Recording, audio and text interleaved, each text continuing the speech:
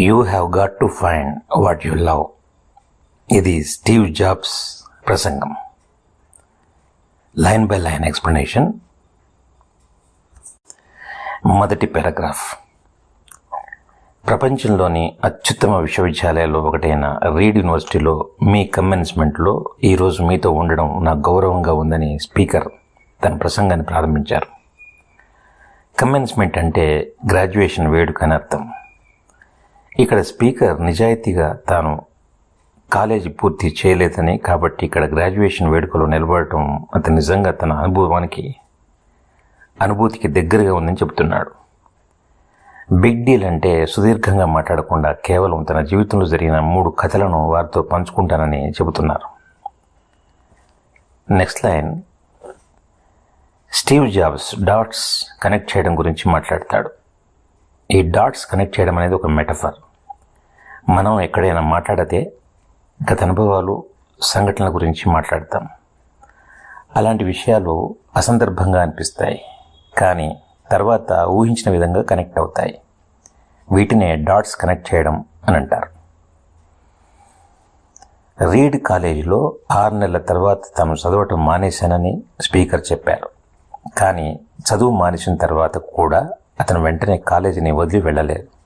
అక్కడే ఉండి అఫీషియల్గా కాకుండా కొన్ని తరగతులకు హాజరయ్యాడు. డ్రాప్ ఇన్ అంటే అర్థం ఇదే. అతను దాదాపు 18 నెలలు ఇలాగే చేశాడు. ఆపై చివరకు కాలేజీని పూర్తిగా విడిచిపెట్టాడు. అతను పుట్టకముందే అతని జీవితం అసాధారణమైన మార్గంలోకి వెళ్ళిందని స్పీకర్ వివరిస్తున్నారు. అతని బయాలజికల్ మదర్ కళాశాలలో చదువుతున్న ఒక యంగ్ స్టూడెంట్. పెళ్లి కాకుండా పిల్లల్ని కనడం ఇబ్బందిగా భావించి ఆమె ఆ పిల్లవాడిని దత్తత ఇవ్వాలని నిర్ణయించుకుంది.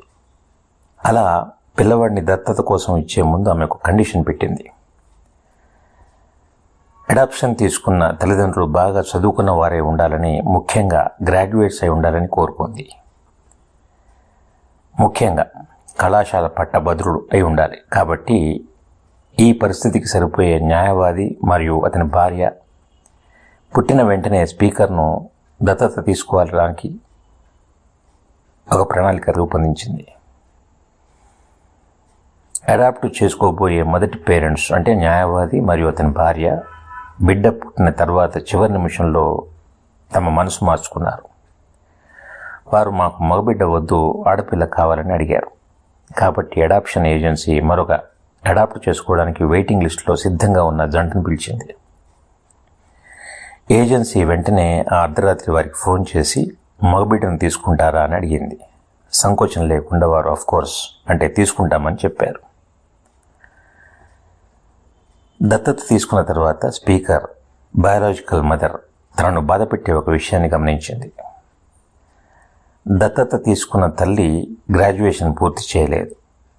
దత్తత తీసుకున్న తండ్రి కూడా ఉన్నత విద్య పూర్తి చేయలేదు. ఇది తన బిడ్డను ఎడ్యుకేటెడ్ పేరెంట్స్ చేతుల్లో పెంచాలనే ఆమె బలమైన కోరికకు విరుద్ధంగా ఉంది. ఈ కారణంగా అడాప్షన్ పేపర్స్పై సంతకం పెట్టడానికి ఆమె మొదట నిరాకరించింది. కానీ కొన్ని నెలల తర్వాత ఆమె వాటిపై ఒక కండిషన్పై సంతకం చేయడానికి అంగీకరించింది. దత్తత తీసుకున్న తల్లిదండ్రులు భవిష్యత్తులో తన బిడ్డ అంటే స్పీకర్ కళాశాలకు వెళ్తాడని వాగ్దానం చేయాలి. అడాప్షన్ అయిపోయింది. అయిన తర్వాత 17 సంవత్సరాల తర్వాత స్పీకర్ ఈ కాలేజీలో చేరాడు. కానీ చాలా ఎక్స్పెన్సివ్ కాలేజీని ఎన్నుకున్నాడు. ఎంత ఎక్స్పెన్సివ్ అంటే స్టాన్ఫోర్డ్ లాంటి కళాశాల అంత ఎక్స్పెన్సివ్ అన్నమాట. అతన్ని దత్తత తీసుకున్న పేరెంట్స్ వర్కింగ్ క్లాస్కు సంబంధించిన వాళ్ళు. స్పీకర్ వారి ఫినాన్షియల్ బర్డెన్ని అర్థం చేసుకోలేకపోయాడు. వారి జీవితకాలపు సేవింగ్స్ అంతా అతని ట్యూషన్ ఫీజు చెల్లించడానికే సరిపోతుంది. 6 నెలలు చదివిన తర్వాత తన విద్యకు అంత ఖర్చు పెట్టాల్సిన అవసరం లేదని భావించాడు. తన భవిష్యత్తు గురించి తాను అయోమయంలో ఉన్నానని స్పీకర్ ఒప్పుకుంటున్నాడు. జీవితంలో తాను ఏం చేయాలనుకుంటున్నాడో అతనికి తెలియదు. తన తల్లిదండ్రులు తమ జీవితాంతం సేవ్ చేసిన డబ్బునంతా కూడా తన చదువు కోసం ఖర్చు చేస్తున్నారని అతనికి బాధగా ఉంది. ఈ ఆలోచనలతో అతను ఒక ధైర్యమైన నిర్ణయం తీసుకున్నాడు. కళాశాల నుండి తప్పుకొని చివరికి పరిస్థితులు ఎలాగైనా ఓకే అవుతాయని అతని నమ్మకం. ఆ సమయంలో కళాశాల నుండి బయటికి రావడం భయానకంగా కనిపించింది. కానీ ఇప్పుడు వెనక్కి తిరిగి చూసుకుంటే స్పీకర్ దాన్ని తాను తీసుకున్న నిర్ణయం అంటే బెస్ట్ డెసిషన్లో ఒకటిగా చూస్తున్నాడు. ఒకసారి అతను చదువు మానేసిన తర్వాత అతను ఇకపై ఇంట్రెస్ట్ కలిగించని క్లాసెస్కి అటెండ్ కావాల్సిన అవసరం లేదు. దానికి బదులుగా అతనికి ఇంట్రెస్ట్ ఉన్న ఏ ఇతర క్లాస్కైనా హాజరయ్యే ఫ్రీడమ్ అతనికి ఇప్పుడు ఉంది. ఈ నిర్ణయం అంత రొమాంటిక్గా లేదు.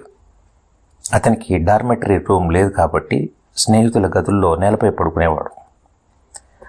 5 సెంట్స్ డిపాజిట్తో కోక్ బాటిల్ను ఆహారం కొనడానికి తిరిగి ఇచ్చేవాడు.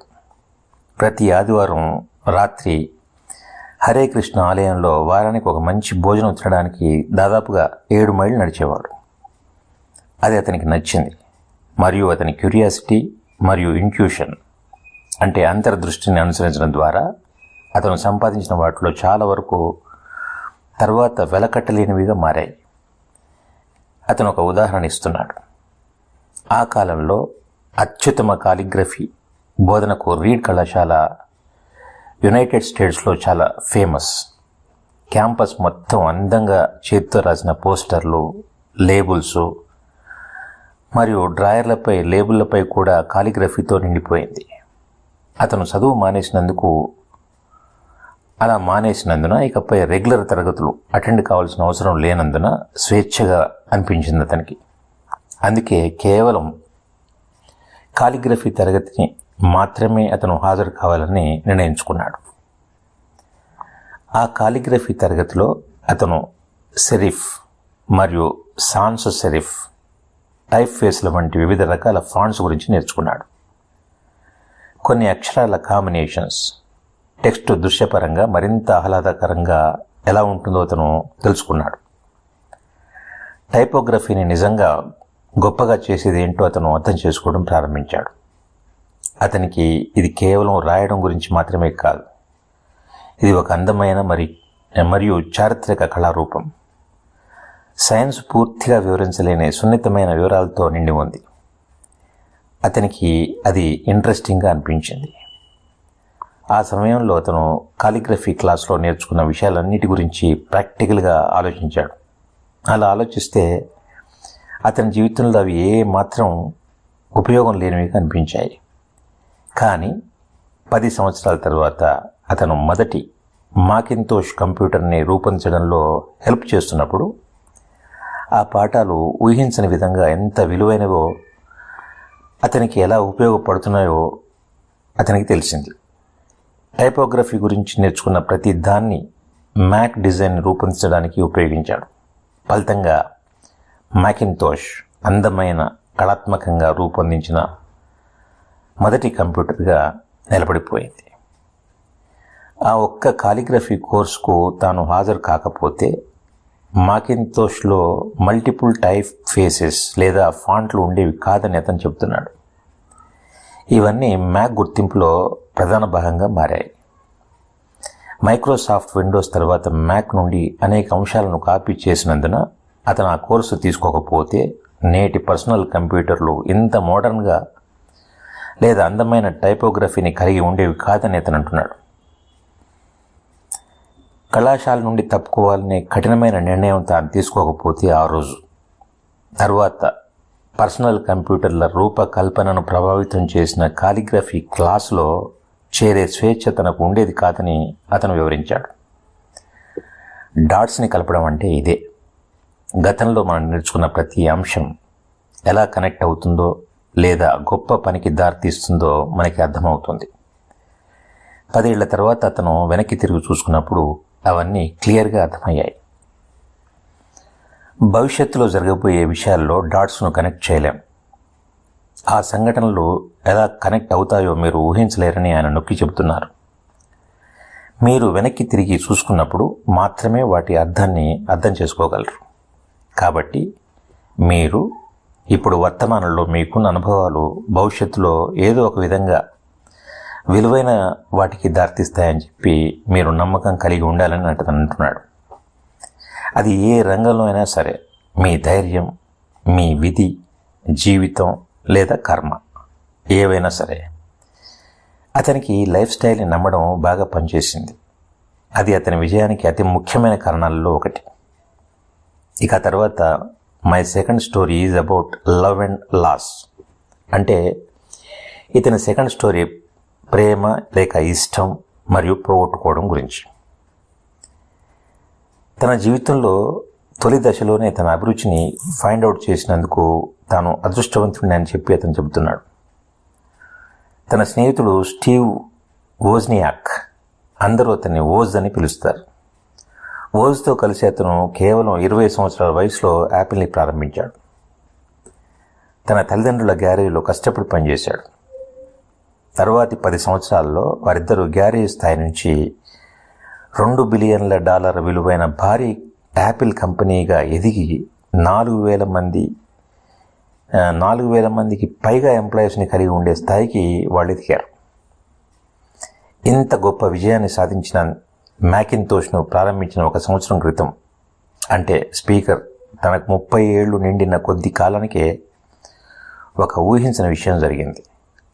ఆయన సొంత కంపెనీ యాపిల్ నుంచి అతను తొలగించబడ్డాడు. ఆయనే ఫౌండర్ కాబట్టి ఇది కొంచెం వింతగా అనిపిస్తుంది. కానీ యాపిల్ గ్రో అయ్యాక కంపెనీని నడిపించడంలో సహాయపడేందుకు మంచి టాలెంట్ ఉన్న ఒక కొత్త వ్యక్తిని వారు తీసుకొచ్చారు.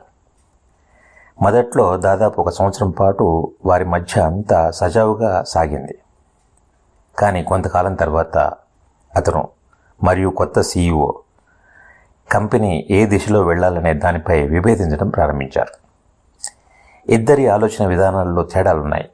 ఇది వారి మధ్య తీవ్రమైన సంఘర్షణకు దారితీసింది.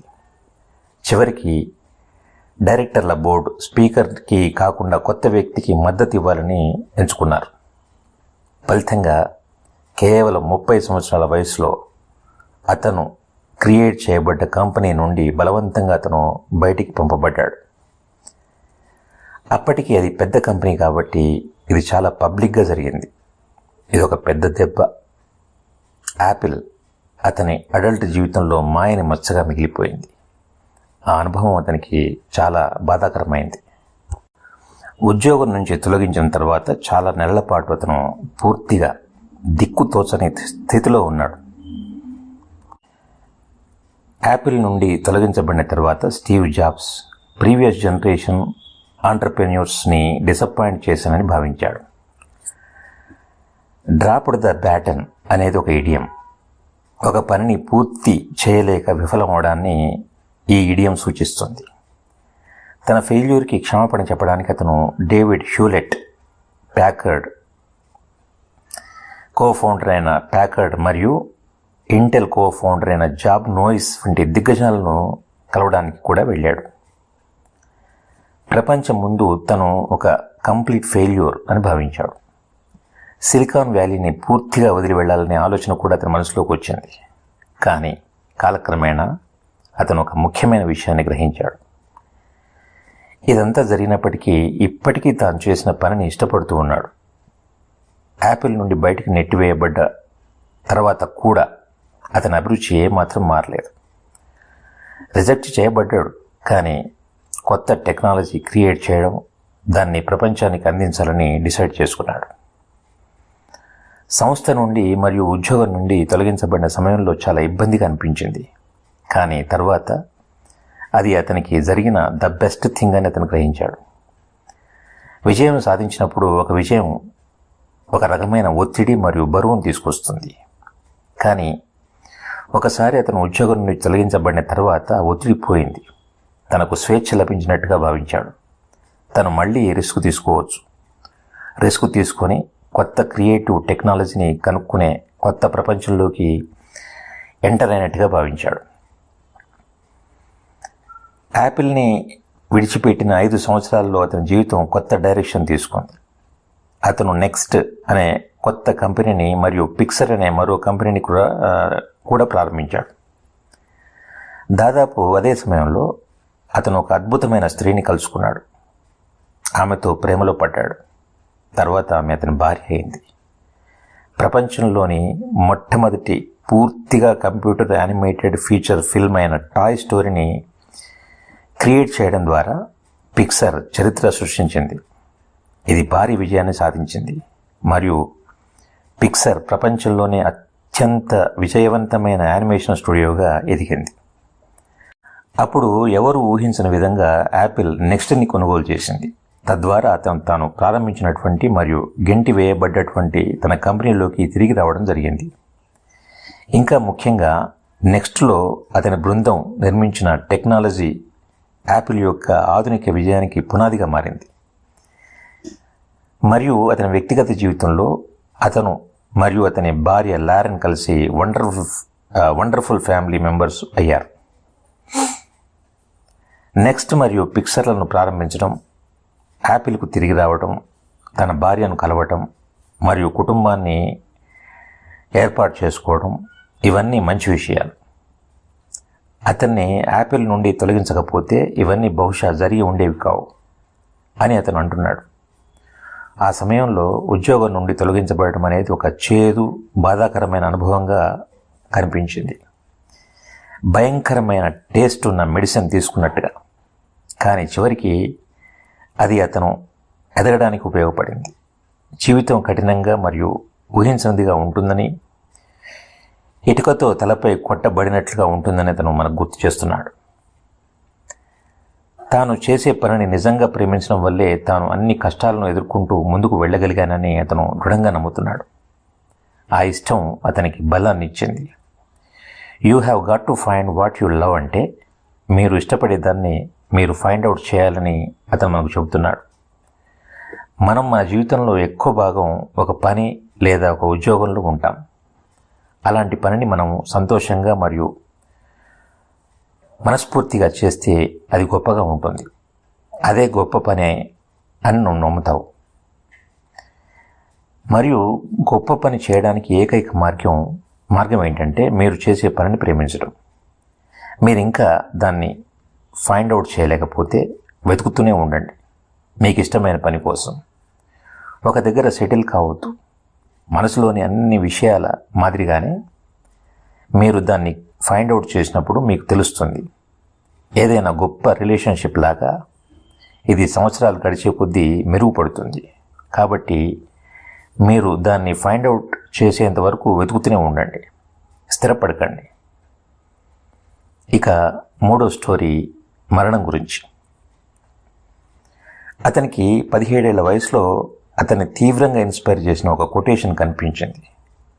అదేంటంటే, మీరు ప్రతిరోజు మీ చివరి రోజులా జీవిస్తే ఏదో ఒక రోజు మీరు ఖచ్చితంగా గొప్పవారు అవుతారు. ఆ కొటేషన్ అతనితోనే చాలా రోజుల వరకు ఉండిపోయింది. మరియు తర్వాతి 33 సంవత్సరాలు అతను ఒక సాధారణ అలవాటును ఫాలో అయ్యాడు. ప్రతి ఉదయం అతను అద్దంలో తనను తాను చూసుకొని, ఈరోజు నా జీవితంలో ఒకవేళ చివరి రోజు అయితే నేను ఈరోజు చేయబోయేది చేయగలనా అని అడుగుతాడు. సమాధానం చాలా తరచుగా నో అనేది వస్తున్నట్లయితే అతను దాన్ని తన జీవితంలో ఏదో మార్పు అవసరమనే సంకేతంగా భావిస్తాడు. తాను ఒకరోజు చనిపోతానని నిరంతరం గుర్తుంచుకోవడం ముఖ్యమైన గొప్ప నిర్ణయాలు తీసుకోవడంలో తనకు సహాయపడే అత్యంత శక్తివంతమైన సాధనంగా ఉందని అతను చెప్పాడు. ఎందుకంటే దాదాపు ప్రతిదీ, అన్ని ఎక్స్టర్నల్ ఎక్స్పెక్టేషన్స్, గర్వం, ఇబ్బంది లేదా ఫెయిల్యూర్ వల్ల వచ్చే ఎంబరాస్మెంట్ ఇలాంటివన్నీ మరణం ముందు మసకబారుతాయి. ముఖ్యమైనవి మాత్రమే మిగిలిపోతాయి. మనమందరం ఒక రోజు చనిపోతామని గుర్తుంచుకోవాలి. అది మనం ధైర్యంగా ఉండడానికి సహాయపడుతుందని అతను చెబుతున్నారు. మనం తరచుగా రిస్క్ తీసుకోవడానికి భయపడతాం, ఎందుకంటే మనకున్నవి కోల్పోతామనే భయం. నేకెడ్ అంటే మనం ఈ ప్రపంచంలోకి ఏమీ లేకుండా వచ్చాం మరియు ఏమీ లేకుండానే వెళ్ళిపోతాం. కాబట్టి మనం నిజంగా కోల్పోవడానికి ఏమీ లేదు. అందుకే మనం భయపడకూడదు. మన మనసును వినాలి మరియు మనం నిజంగా ఇష్టపడేదాన్ని భయం లేకుండా చేయాలి. దాదాపు 1 సంవత్సరం క్రితం అతనికి క్యాన్సర్ ఉందని చెప్పారు. తెల్లవారుజామున స్కానింగ్ సమయంలో వైద్యులు అతని ప్యాంక్రియాస్లో ట్యూమర్ని కనుక్కున్నారు. ఆ సమయంలో అతనికి ప్యాంక్రియాస్ అంటే ఏమిటో కూడా తెలియదు. ఇది చాలా తీవ్రమైన మరియు నయం చేయలేని ఒక రకమైనటువంటి క్యాన్సర్ అని వైద్యులు వివరించారు. అతను మరో 3 నుండి 6 నెలలు మాత్రమే జీవించవచ్చని వారు చెప్పారు. డాక్టర్ ఇలా అన్నాడు, నువ్వు చేయాల్సిన పనులను చక్కబెట్టుకో. దాని అర్థం ఏంటంటే ఇక మీరు చనిపోవడానికి సిద్ధంగా ఉన్నారు, అలా చనిపోవడానికి సిద్ధంగా ఉండమని. రాబోయే 10 సంవత్సరాల్లో మీ పిల్లలకు ఏదైతే చెప్పాలని మీరు అనుకుంటున్నారో వాటిని కేవలం కొన్ని నెలల్లోనే చెప్పమని దీని అర్థం. తాను చేయాల్సిన వ్యక్తిగత విషయాలు మరియు కుటుంబానికి సంబంధించినటువంటి ఆర్థిక విషయాలు చక్కపెట్టుకుంటే అది అతనికి అతని కుటుంబానికి చాలా సులభంగా ఉంటుంది. దీని అర్థం ఏంటంటే మీ కుటుంబానికి సాధ్యమైనంత చేయాల్సింది చేయడం, ఆ తర్వాత వీడ్కోలు చెప్పడానికి రెడీగా ఉండడం. ఆ రోజు అంతా కూడా ఆయన క్యాన్సర్ డయాగ్నోసిస్తో గడిపారు. ఆ రోజున సాయంత్రం ఆయనకు బయోప్సీ చేశారు. అంటే ఒక చిన్న కెమెరా ఉన్న గొట్టాన్ని, దాన్ని ఎండోస్కోప్ అని అంటాం, ఆయన గొంతులోంచి కడుపులోంచి ఇంటెస్టైన్స్లోకి పోనిచ్చి ప్యాంక్రియాస్లో ఉన్న కణాలను నీడిల్ ద్వారా తీసుకోవడం. అలా ట్యూమర్ నుండి కొన్ని కణాలను తీసుకొని పరీక్షించారు. సర్జరీ ద్వారా నయం చేయగల అరుదైన ప్యాంక్రియాటిక్ క్యాన్సర్ నిర్ధారణ గురించి స్టీవ్ జాబ్స్ వ్యక్తిగత అనుభవాన్ని పంచుకున్నారు. రోగ నిర్ధారణ సమయంలో అతనికి మత్తుమందు ఇవ్వబడింది. ఆ సమయంలో అక్కడ ఉన్న అతని భార్య కొంచెం ఎమోషనల్ అయింది. అదృష్టవశాత్తు సర్జరీ సక్సెస్ఫుల్ అయింది. తర్వాత జాబ్స్ కోలుకున్నాడు. క్యాన్సర్ కారణంగా తనకు మరణానికి దగ్గరగా ఉన్న అనుభవాన్ని స్టీవ్ జాబ్స్ చెబుతున్నారు. జీవించాలనే కోరిక గురించి తనకు మరింత నమ్మకం కలిగించిందని పేర్కొన్నాడు. ఎవరూ చనిపోవాలని కోరుకోరని, స్వర్గం ఒకటి ఉంటుందని నమ్మేవారు కూడా, మరణం తర్వాత జీవితాన్ని నమ్మేవారు కూడా చనిపోవాలని ఎవరు కోరుకోరని అతను పేర్కొన్నారు. అయితేనేం, మరణం మనందరిలో భాగమైన ఒక గమ్యస్థానం. ఎవరూ దాని నుంచి తప్పించుకోలేరు. అలా జరగడం మంచిదే, ఎందుకంటే మరణం అనేది జీవితంలోని గొప్ప ఇన్వెన్షన్స్లో ఒకటి. అది లైఫ్ స్టైల్ని మార్చే శక్తివంతమైన ఏజెంట్. పాతదాన్ని తొలగించి కొత్తదానికి దారి కల్పిస్తుంది. ఇప్పుడు మాత్రమే మీరు కొత్తదనానికి ప్రతినిధులు, కానీ కాలక్రమంలో మీరు వృద్ధులుగా మారుతారు. ప్రపంచం మిమ్మల్ని తొలగించి మీ స్థానంలో కొత్త వారికి స్థానం కల్పిస్తుంది. ఆయన ఈ విషయాన్ని డ్రామాటిక్గా మనకు అనిపిస్తుంది ఆయన చెప్పే విషయం, కానీ ఇదే నిజం. మీ జీవితకాలం చాలా తక్కువ, కాబట్టి దాన్ని వేరొకరి జీవితం మాదిరిగా జీవిస్తూ వృధా చేయకండి. డాగ్మాలో పడిపోవద్దు. అంటే వేరొకరి ఆలోచనల ఫలితాలను మీరు అంగీకరించి వారి ఆలోచన విధానాన్ని అనుసరించకండి. ఇతరుల అభిప్రాయాల శబ్దం మీ ఇన్నర్ వాయిస్ని మింగివేయకుండా చూసుకోండి. అత్యంత ముఖ్యమైనది ఏంటంటే మీ హృదయాన్ని, మీ మనస్సును, మీ ఇంట్యూషన్ అంటే అంతర్గత బుద్ధిని అనుసరించే ధైర్యాన్ని కలిగి ఉండాలి. ఎందుకంటే అవే మీకు నిజంగా కావాల్సింది. మీకు నిజంగా కావాల్సింది ఏంటో, మీరు ఏం కావాలనుకుంటున్నారో అనే విషయం ఇప్పటికే అవి తెలుసుకుని ఉంటాయి. ఆ తర్వాత మిగిలిన ప్రతిదీ సెకండరీ, అంటే అంత ముఖ్యం కాదని. ఆయన చిన్న వయసులో ఉండగా ఒక అద్భుతమైన పబ్లికేషన్ ఉండేది, ద హోల్ ఎర్త్ క్యాటలాగ్ అనే పేరుతో. అది ఆయన జనరేషన్కి ఒక బైబిల్ లాంటి గ్రంథం. ఎందుకంటే అది లైఫ్, క్రియేటివిటీ, నాలెడ్జ్ గురించి విస్తృతంగా చెప్పేది. ఈ క్యాటలాగ్ను స్టీవర్ట్ బ్రాండ్ అనే వ్యక్తి రూపొందించారు. ఇది ఈ ప్రాంతానికి చాలా దగ్గరగా ఉన్న మెన్లో పార్క్ అనే చోట ప్రారంభమైంది. ఆయన దానికి ఒక పొయిటిక్ టచ్ను జోడించి దానికి లైఫ్ ఇచ్చారు. అది 1960ల చివరిలో జరిగింది.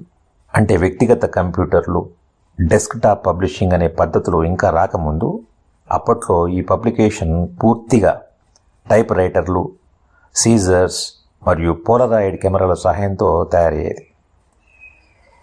అది ఏ విధంగా ఉండేదంటే గూగుల్ లాంటిది.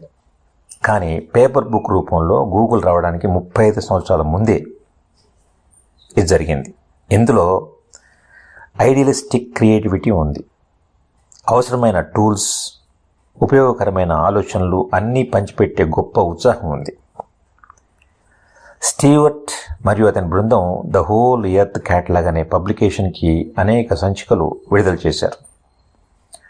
కొంత సమయం తర్వాత పత్రిక యొక్క ఉద్దేశం నెరవేరింది. ఆ తర్వాత వారు చివరి సంచికను ప్రచురించారు. అది మిడ్ 70s జరిగింది. అప్పుడు తన